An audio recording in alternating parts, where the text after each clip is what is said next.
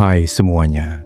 Pernah ada momen ketika semua terasa runtuh dalam waktu yang sangat singkat, seolah apa yang sudah dirancang dengan penuh harapan tiba-tiba kehilangan bentuknya.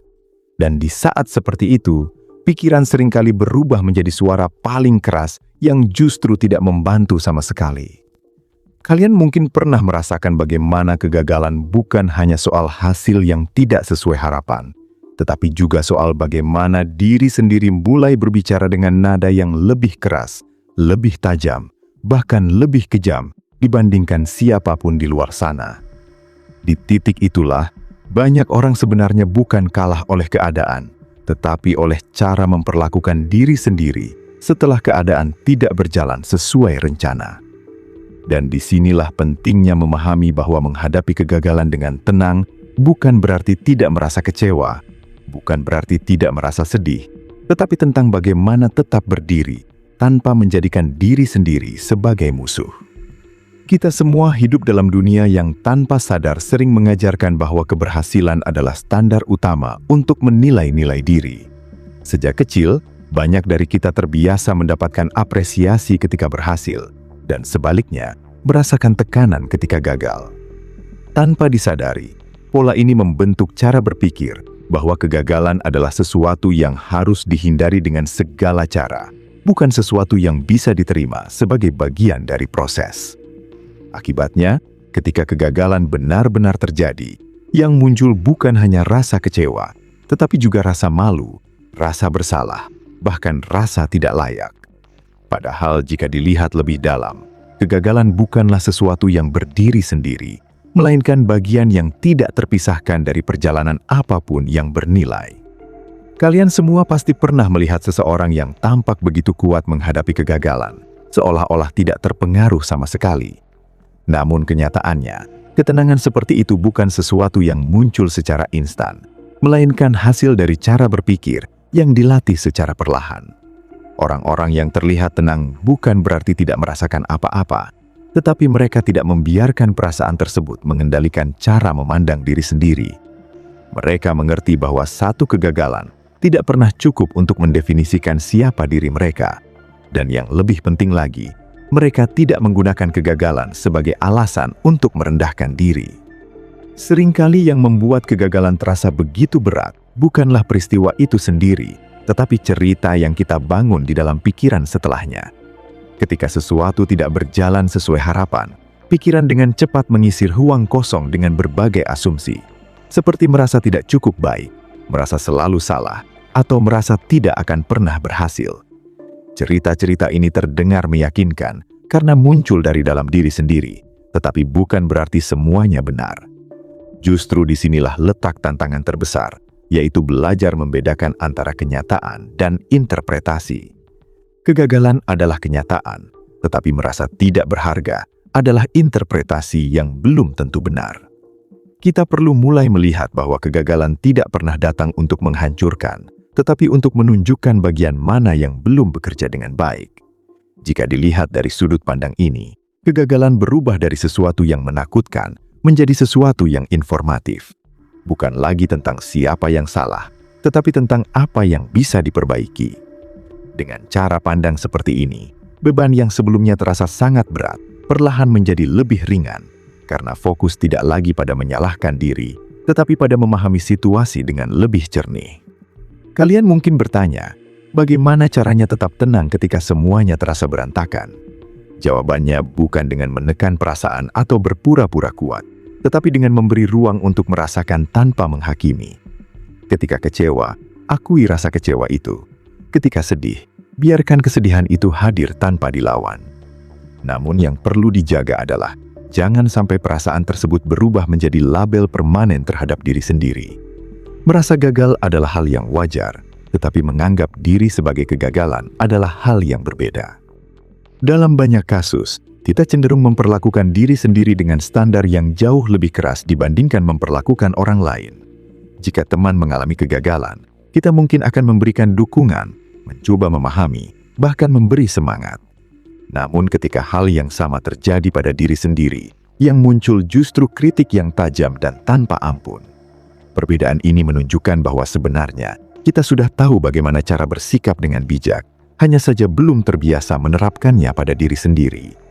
Padahal jika kita bisa memperlakukan diri dengan sedikit saja kebaikan, proses bangkit dari kegagalan akan terasa jauh lebih ringan. Ketenangan dalam menghadapi kegagalan bukan berarti tidak peduli terhadap hasil, tetapi tentang tidak kehilangan kendali atas cara berpikir. Ketika pikiran mulai dipenuhi oleh penilaian negatif, penting untuk menyadari bahwa itu hanyalah reaksi, bukan fakta mutlak. Dengan menyadari hal ini, kita memiliki kesempatan untuk tidak langsung mempercayai setiap pikiran yang muncul.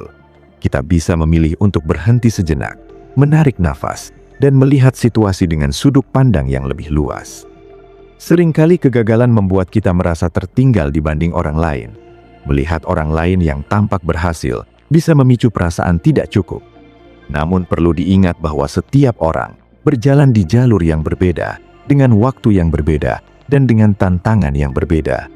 Membandingkan diri dalam kondisi gagal dengan orang lain dalam kondisi berhasil adalah perbandingan yang tidak adil. Ketika kita berhenti membandingkan, ruang untuk menerima diri sendiri akan terbuka lebih luas.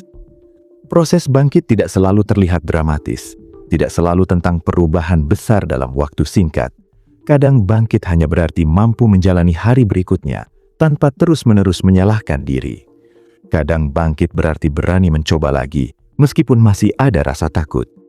Hal-hal seperti ini sering dianggap sepele, padahal justru disitulah kekuatan sebenarnya terbentuk. Ketenangan bukan hasil dari satu keputusan besar, tetapi dari banyak keputusan kecil untuk tidak menyerah pada pikiran yang merendahkan diri. Kalian semua perlu memahami bahwa kegagalan tidak menghapus nilai diri. Nilai diri tidak ditentukan oleh satu hasil, satu keputusan, atau satu momen. Nilai diri adalah sesuatu yang tetap ada, terlepas dari apapun yang terjadi. Ketika kita mulai melihat diri dengan cara ini, kegagalan tidak lagi terasa seperti akhir dari segalanya, tetapi hanya bagian dari perjalanan yang masih panjang. Dengan cara berpikir yang lebih tenang, kita bisa mulai melihat bahwa kegagalan membawa pelajaran yang tidak bisa didapatkan dari keberhasilan.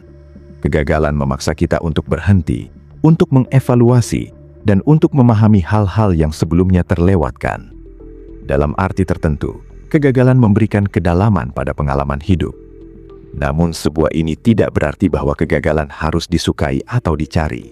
Kegagalan tetap tidak nyaman, tetap menyakitkan, dan tetap menantang. Tetapi yang bisa diubah adalah cara meresponsnya. Dengan respons yang lebih tenang, kegagalan tidak lagi menjadi beban yang menghancurkan, tetapi menjadi bagian yang bisa dihadapi dengan kepala tegak. Dan di titik inilah, kekuatan sebenarnya mulai terbentuk, bukan dari keberhasilan yang selalu mulus, tetapi dari kemampuan untuk tetap berdiri ketika keadaan tidak berjalan sesuai harapan.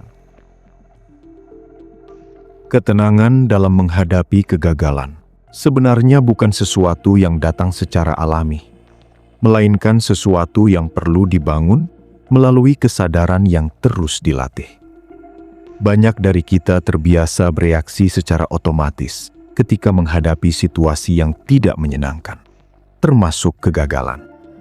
Reaksi itu sering berupa penolakan, kemarahan, atau bahkan keinginan untuk menghindar sepenuhnya dari kenyataan. Padahal, semakin keras kita mencoba menolak kenyataan, semakin besar pula tekanan yang dirasakan. Disinilah pentingnya mulai mengubah cara berinteraksi dengan kegagalan. Bukan dengan melawan, tetapi dengan memahami. Kalian semua mungkin pernah merasakan bagaimana satu kegagalan bisa memicu ingatan tentang kegagalan-kegagalan lain di masa lalu. Pikiran seperti membuka kembali arsip lama dan menumpuk semuanya menjadi satu kesimpulan besar yang terasa menyesakan. Padahal setiap kegagalan memiliki konteksnya sendiri, memiliki penyebab yang berbeda, dan tidak selalu saling berkaitan. Namun karena pikiran cenderung mencari pola, semua itu disatukan menjadi narasi bahwa kegagalan adalah sesuatu yang terus berulang. Jika tidak disadari, pola ini bisa membuat kita merasa terjebak dalam lingkaran yang sulit keluar. Untuk bisa keluar dari pola tersebut, langkah awal yang bisa dilakukan adalah memperlambat cara berpikir. Ketika kegagalan terjadi, tidak perlu langsung mencari kesimpulan.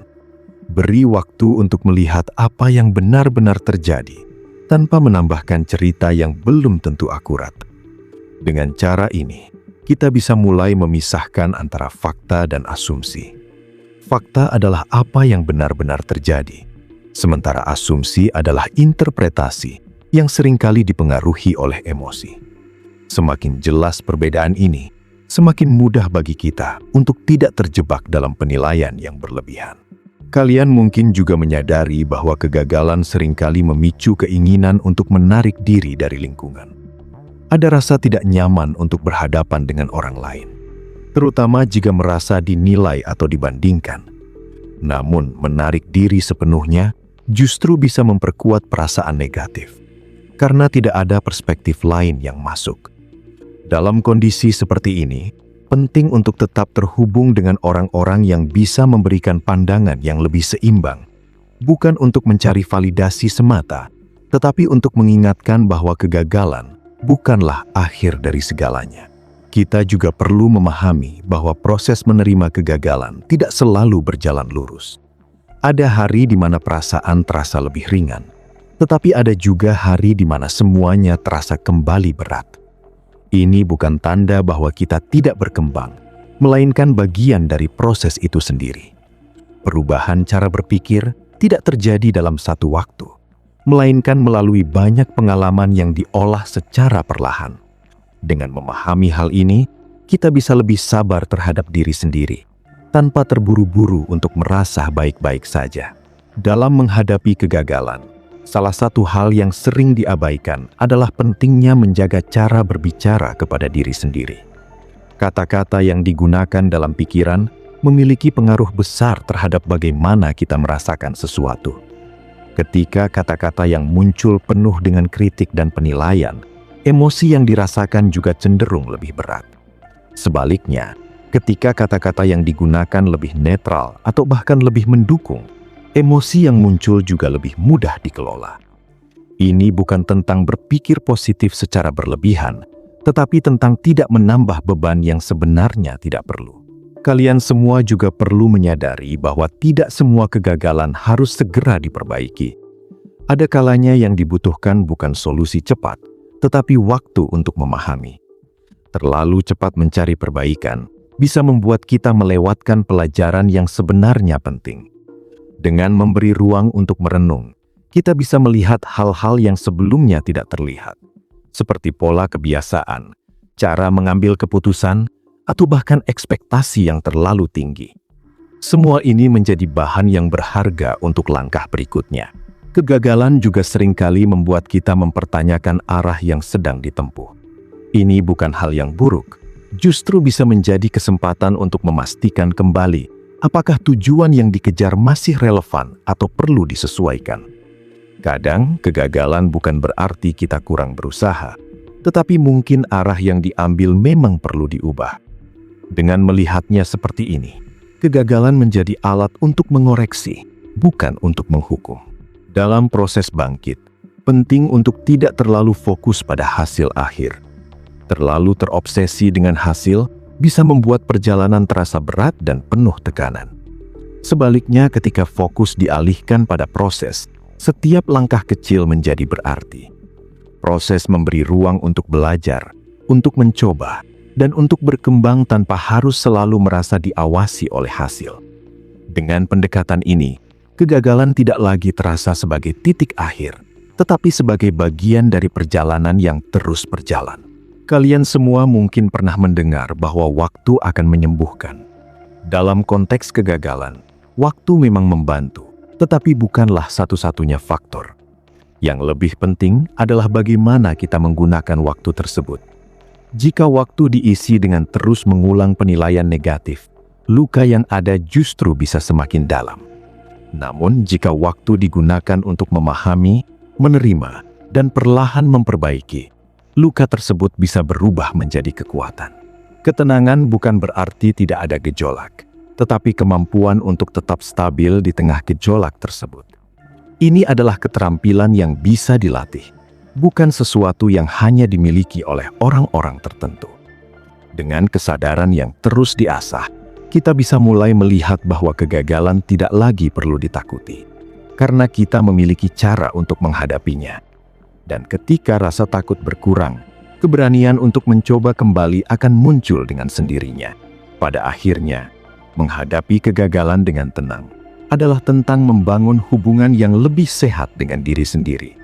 Bukan hubungan yang didasarkan pada tuntutan dan penilaian, tetapi hubungan yang didasarkan pada pemahaman dan penerimaan. Dengan hubungan seperti ini, kita tidak lagi mudah runtuh hanya karena satu kegagalan. Karena fondasi yang dimiliki tidak bergantung pada hasil semata, tetapi pada cara memandang diri secara utuh. Ada satu hal yang sering luput disadari ketika membicarakan kegagalan, yaitu bahwa tidak semua kegagalan harus langsung dijadikan batu loncatan untuk sesuatu yang lebih besar. Kadang, kegagalan hanya perlu dipahami sebagai pengalaman yang selesai di titik itu, tanpa harus diberi makna berlebihan. Banyak orang merasa tertekan karena menganggap setiap kegagalan harus menghasilkan pelajaran besar atau perubahan drastis, padahal tidak selalu seperti itu.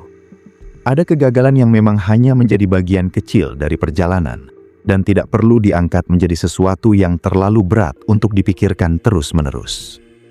Kalian semua hidup di tengah lingkungan yang sering kali mengagungkan cerita tentang bangkit dari keterpurukan dengan cara yang dramatis.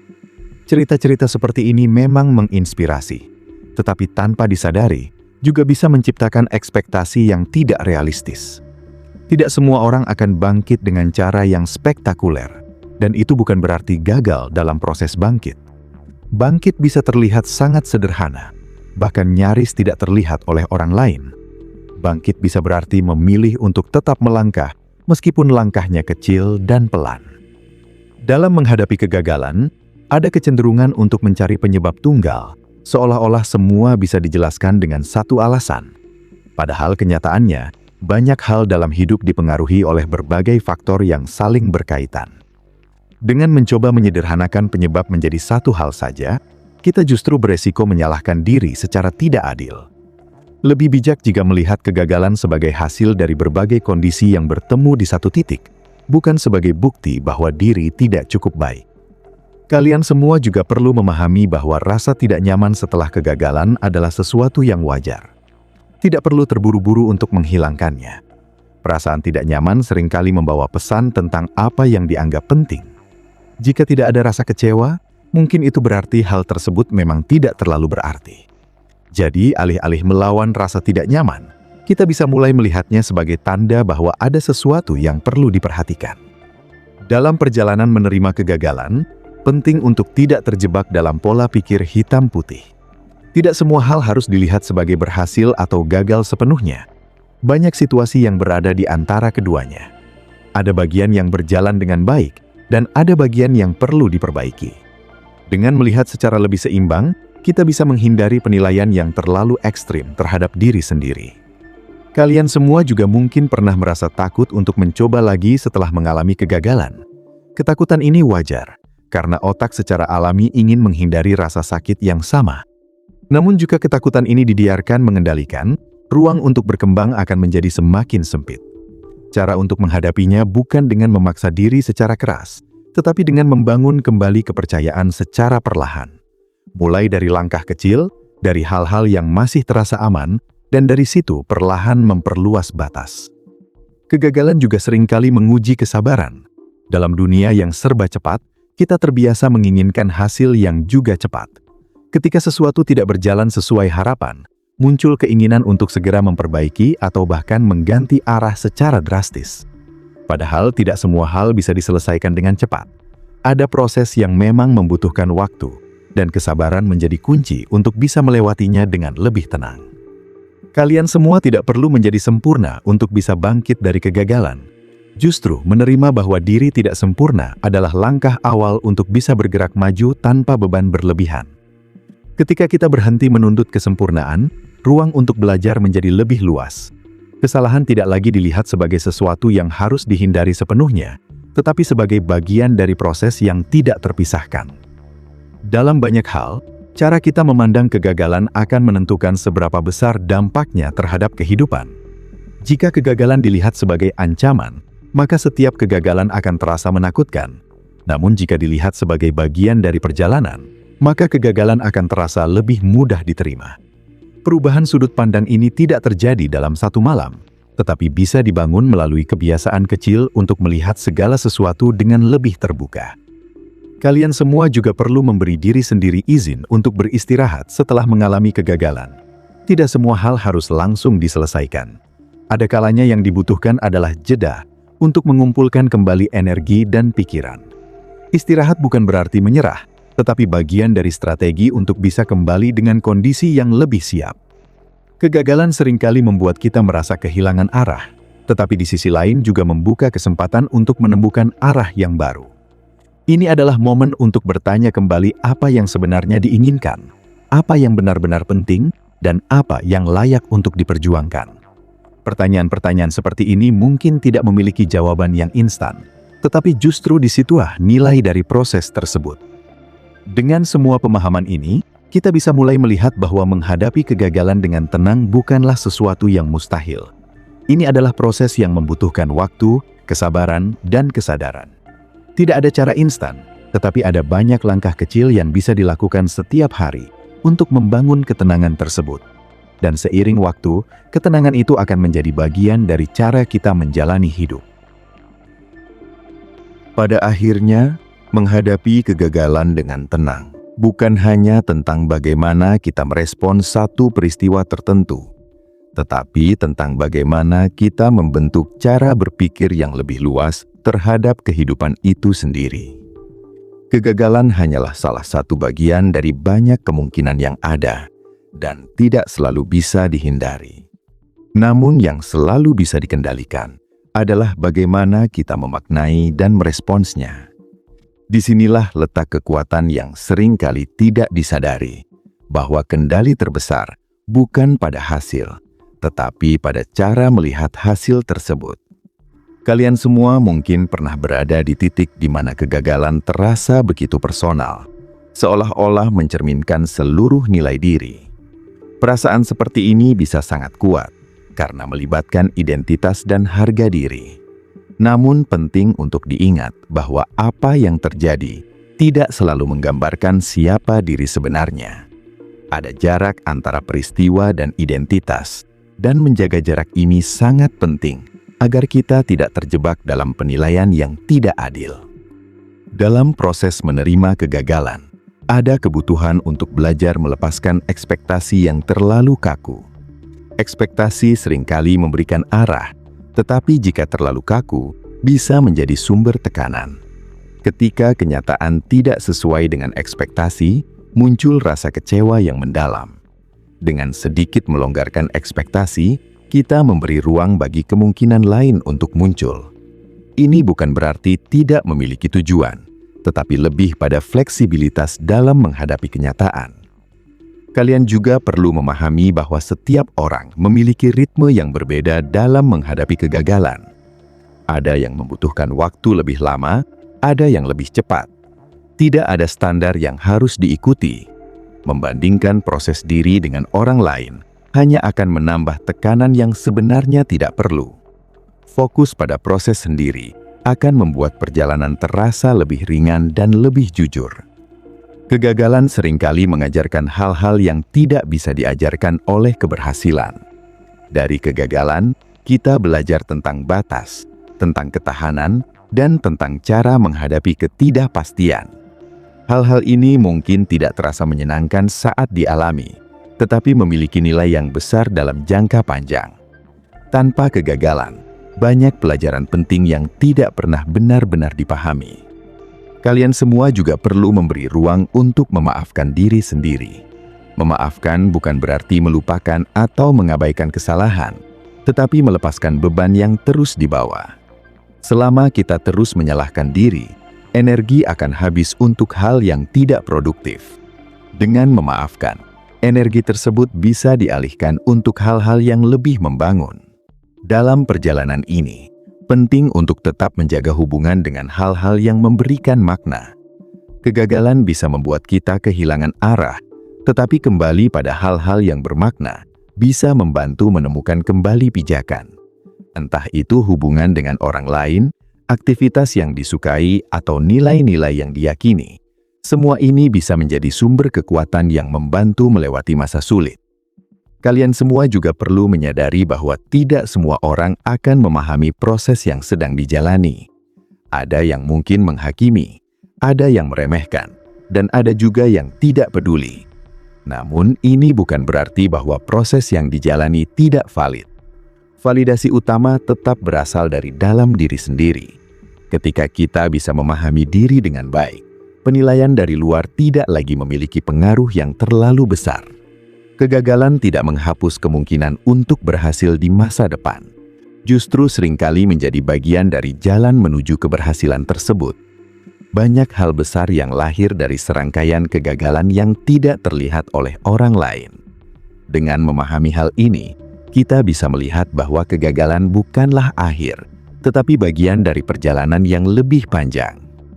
Kalian semua tidak perlu menunggu sampai merasa sepenuhnya siap untuk mencoba lagi. Rasa siap seringkali datang setelah melangkah, bukan sebelumnya. Menunggu sampai tidak ada rasa takut sama sekali, mungkin tidak akan pernah terjadi. Yang bisa dilakukan adalah melangkah meskipun masih ada rasa ragu, dengan keyakinan bahwa setiap langkah akan membawa pemahaman baru. Dalam menghadapi kegagalan, penting untuk menjaga keseimbangan antara refleksi dan tindakan. Terlalu banyak merenung tanpa bertindak bisa membuat kita terjebak, sementara terlalu cepat bertindak tanpa refleksi bisa membuat kita mengulang kesalahan yang sama. Dengan keseimbangan ini, proses menjadi lebih efektif dan lebih bermakna. Ketenangan yang dibangun dari menghadapi kegagalan tidak hanya berguna untuk satu situasi saja, tetapi akan menjadi bekal untuk berbagai situasi lain di masa depan. Ini adalah investasi jangka panjang dalam cara menjalani hidup. Semakin sering kita melatih diri untuk tetap tenang, semakin kuat kemampuan tersebut terbentuk. Dan pada akhirnya, yang paling penting adalah memahami bahwa kita semua adalah manusia yang terus belajar. Tidak ada yang benar-benar selesai dalam proses ini. Selalu ada ruang untuk berkembang, untuk memperbaiki, dan untuk memahami diri dengan lebih dalam. Kegagalan bukanlah tanda bahwa perjalanan harus berhenti, tetapi tanda bahwa ada sesuatu yang perlu dipelajari sebelum melangkah lebih jauh. Dengan cara pandang seperti ini, kita bisa menghadapi kegagalan dengan lebih tenang, tanpa harus kehilangan rasa percaya terhadap diri sendiri, dan tanpa harus menghakimi diri secara berlebihan.